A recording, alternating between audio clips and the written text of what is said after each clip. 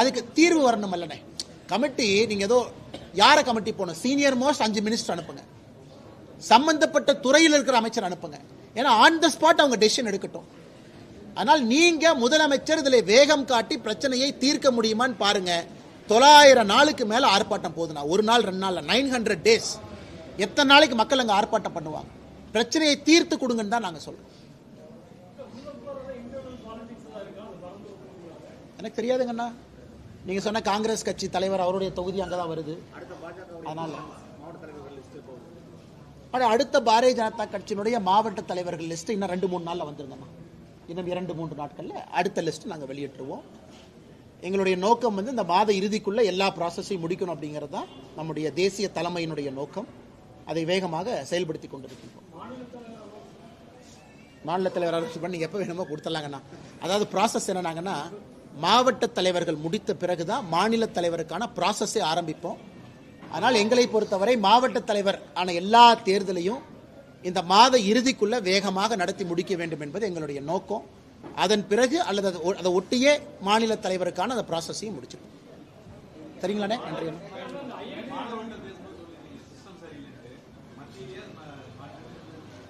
மக்கள்கிட்ட நான் மாணவர் அரசியல் மனிதனால பேசல, கலப்படத்தை களையறக்காகத்தான் அந்த கூட்டம். அதனால 2026 தமிழகத்தினுடைய கலப்படத்தையும் களைவோம் அப்படிங்கறதா என்னுடைய ஸ்பீச்சினுடைய நோக்கங்கன்னா, அது மாணவர்கள்ட்ட அரசியல் பேச வேண்டாம் என்பதற்காக இந்த வார்த்தையை எங்க சொல்லல.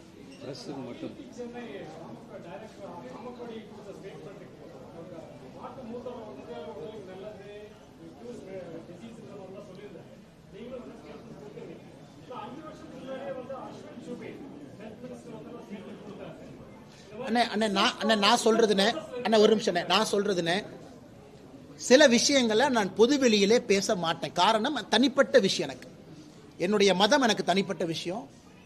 உதாரணத்திற்கு பசுவனுடைய கோமுத்ரான்னு நம்ம சொல்றோம். இன்னைக்கு அதை பொதுவெளியில பேச வேண்டிய அவசியம் இல்லை. சில பேர் ஏத்துக்குவாங்க, சில பேர் ஏத்துக்க மாட்டாங்க.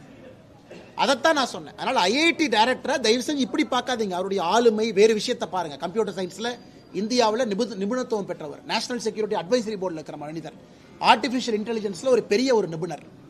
அப்படி பாருங்க. தயவு செஞ்சு ஒரு ஐஐடி பேரை கொண்டு வந்து ஐஐடி மெட்ரா, அவர் தனிப்பட்ட முறையில் தனிப்பட்ட ஒரு விஷயத்துல கோஷாலையில பேசியது அங்கேயே மறந்துடுவோம். இது ஒரு அபிஷியல் கெப்பாசிட்டி பேசியிருந்தாருன்னா வேற. அதான் என்னுடைய முதல் கட்ட விஷயம். இரண்டாவது, அஸ்வினி சோபே இல்ல, ஆஸ்கர் பெர்னாண்டஸ் அவங்க காங்கிரஸ் அமைச்சர் பாராளுமன்றத்தில் பேசியிருக்காங்க. நீங்க இன்னும் அரசியலா போகணும்னு சொன்னா, ஆஸ்கர் பெர்னாண்டஸ் அவர்கள் காங்கிரஸ் அமைச்சர், அவங்க பார்லிமெண்ட்ல காங்கிரஸ் பேர்ல அதுக்குள்ள போக விரும்பலீங்கன்னா, கேரளால கம்யூனிஸ்ட் கட்சி அவங்க கோமுத்ரா கவுட யூரின் எடுத்து அவங்க ப்ராடக்ட் பண்றாங்க, அதுக்குள்ள நான் போக விரும்பல.